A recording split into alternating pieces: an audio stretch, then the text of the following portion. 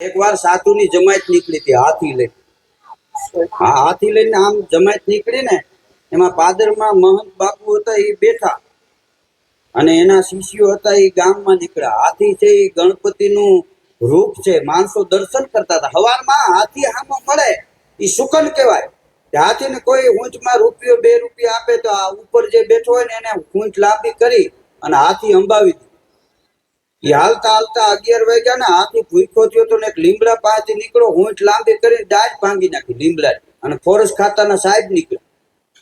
એ કે જાળવા હારું સરકાર કેટલો ખર્ચો કરે ને કે આ દાજ ભાંગી નાખી. હાલી કે હાથીને લઈ લે ઓફિસે. તે ઓલો સાતું કરગરવા મીડ્યો. એ કે સાહેબ જે કાંઈ સમજો નહીં કે કહેતા હોય 100 રૂપિયા આપી દો. 100 રૂપિયા નહીં, રૂપિયા 5000 થાય.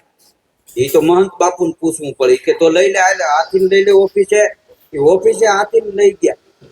પછી ઓલો શિષ્ય હતો એ મહંત બાપુ પાસે ગયો. એ કે સાહેબ હાથીને પકડી ગયા છે ને 5000 માગે છે કે 5000 આપો તો મૂકું, નકર કેસ થાય.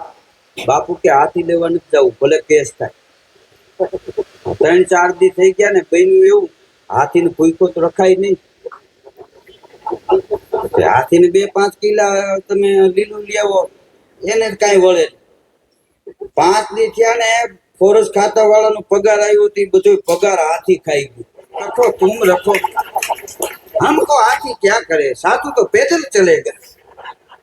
बापू तो गावा मीडा, कोई दिन हाथी, कोई दिन घोड़ा, कोई दिन पैदल चलना जी, लेना फकीरी, क्या दिलगिरी. अरे साहब के લઈ જાવ. એ કે ના ના, હાથી તો મારે જોતો જ નથી, રાખો તમારી પાસે. ફોરેસ્ટ ખાતાના સાહેબ પગમાં પડી ગયા કે હવે કાંઈ નથી અમારે તમારું જોતું, હાથી લઈ જાવ. ના, તમારે 5000 દેના પડેગા.